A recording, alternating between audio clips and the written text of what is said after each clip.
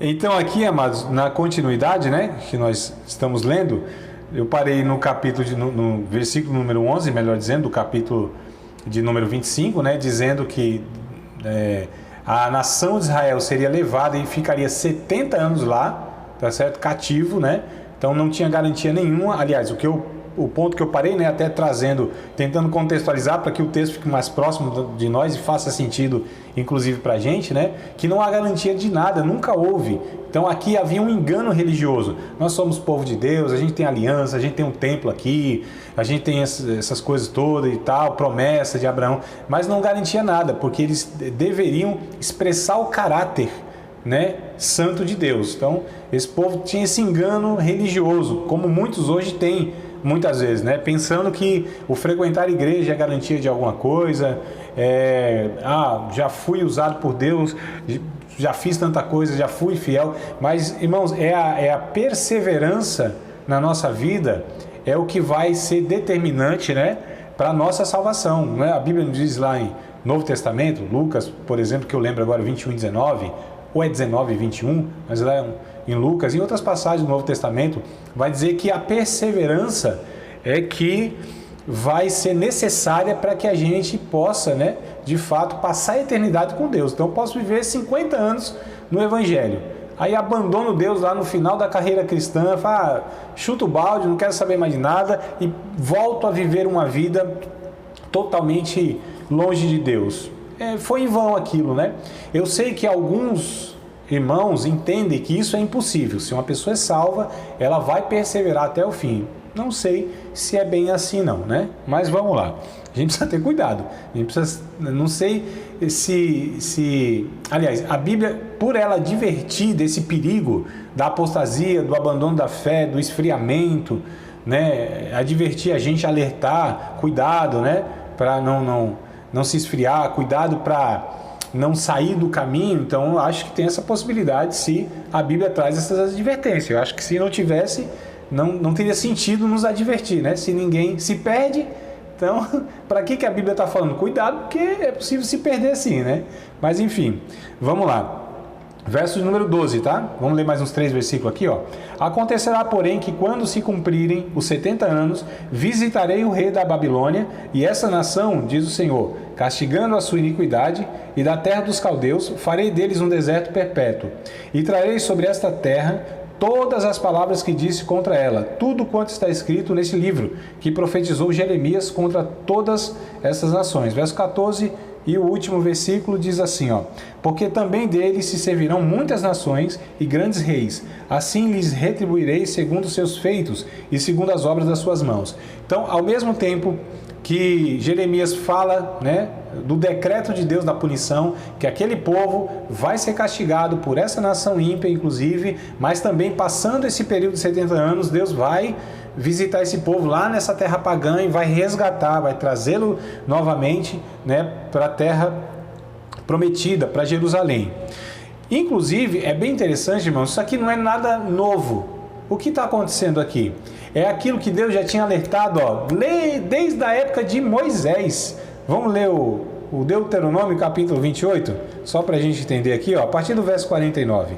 Deuteronômio capítulo 28, só para a gente entender que Deus sempre chega antes para alertar, né?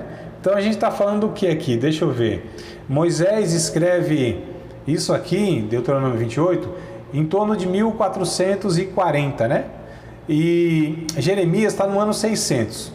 Então aí tem em torno de uns, arredondando, claro, né? Uns 800 anos atrás, Deus já tinha falado para o povo: não faça assim, não viva dessa maneira, porque senão a consequência é essa, essa e essa. Olha só, né? Então aqui não era um povo que era desavisado, um povo que não sabia, inocente, não.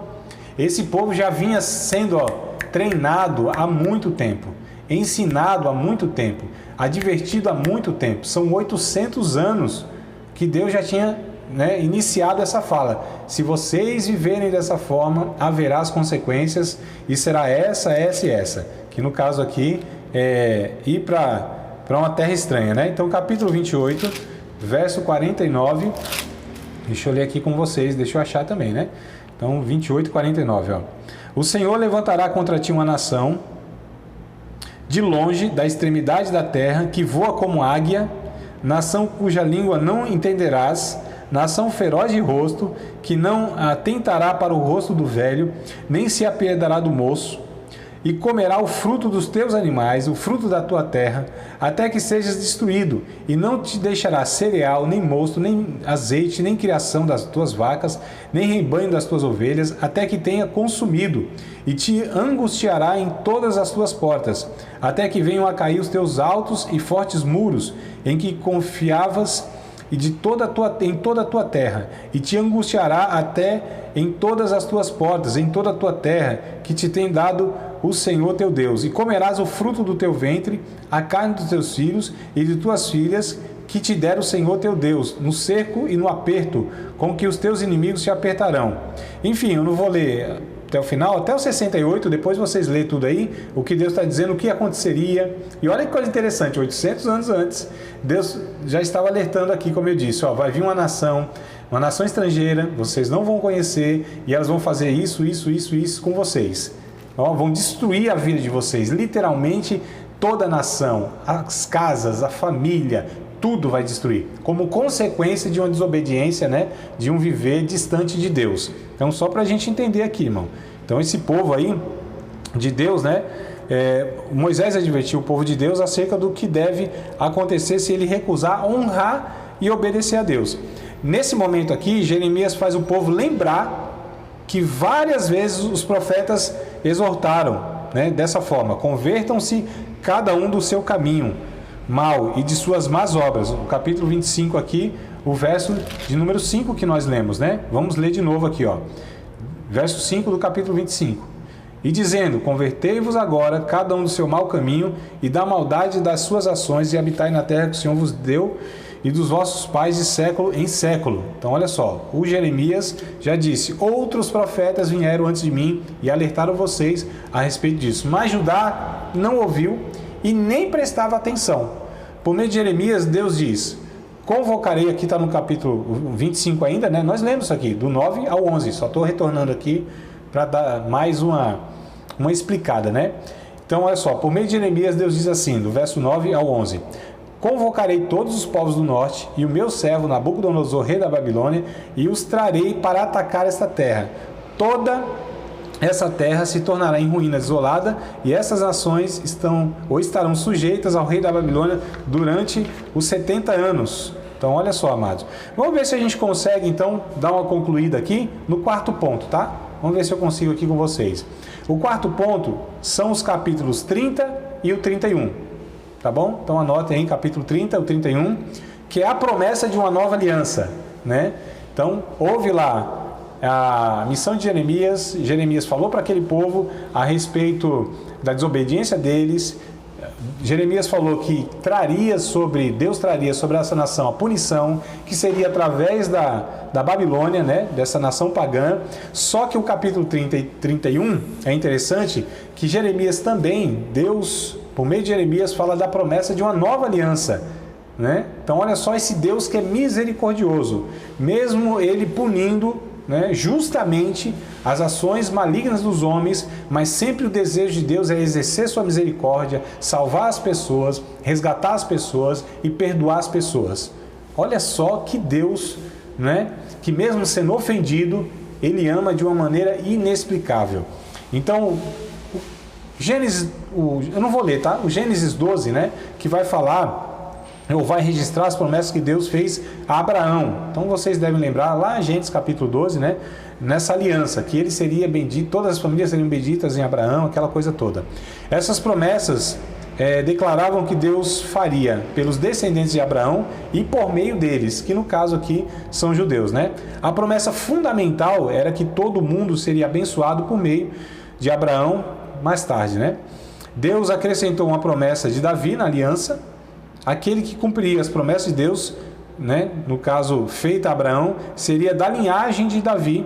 E nesse momento Jeremias revela ainda mais do plano de Deus para abençoar a humanidade. Ó. Foi dado a Jeremias, cuja missão era anunciar a queda de sua nação, o privilégio de transmitir a promessa de que um dia faria uma nova aliança com o seu povo. Então, ao mesmo tempo que Jeremias, ele traz a mensagem de Deus dura, mas ele também é incumbido por Deus para trazer para aquele povo uma mensagem que Deus providenciaria em uma época, né, que Deus determinaria uma nova aliança. Capítulo de número 31, verso 31 ao 34.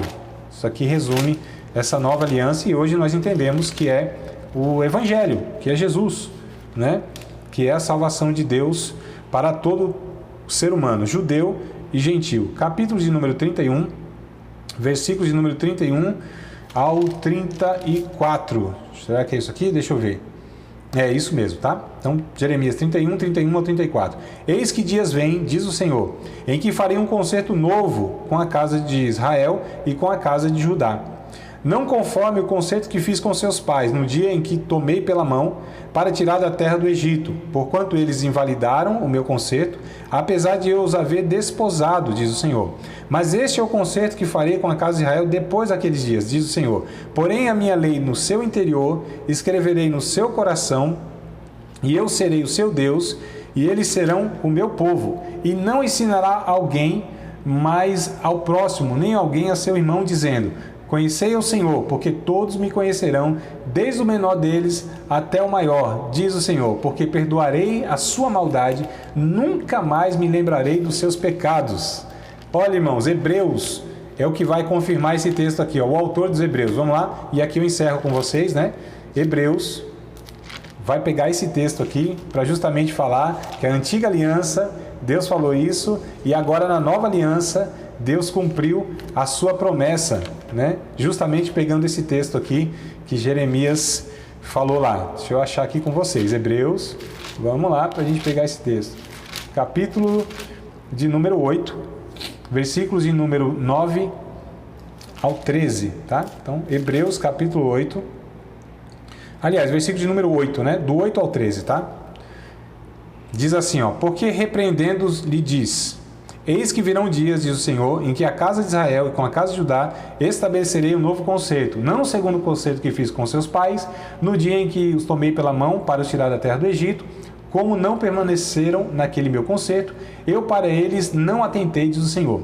Porque este é o concerto que depois daqueles dias farei com a casa de Israel, diz o Senhor. Porei as minhas leis no seu entendimento, em seu coração, e as escreverei. E eu lhes serei por Deus, e eles me serão por povo. E não ensinará cada um seu próximo, nem cada um seu irmão, dizendo: conhece o Senhor, porque todos me conhecerão, desde o menor até o maior.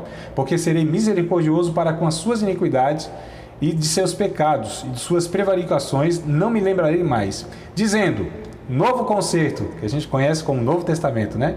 Envelheceu o primeiro, ora, o que foi tornado velho se envelhece, perto está de acabar. Então o autor dos Hebreus fala, ó, o Antigo Testamento envelheceu, essa antiga aliança, Deus agora fez uma nova aliança no sangue de Cristo, na obra da cruz do Calvário, perdoando os nossos pecados, né? Dando o Espírito Santo, entendimento, não em tábuas de lei, não naquele código religioso, mas dentro de cada um de nós o Espírito Santo vem para trazer a vontade de Deus.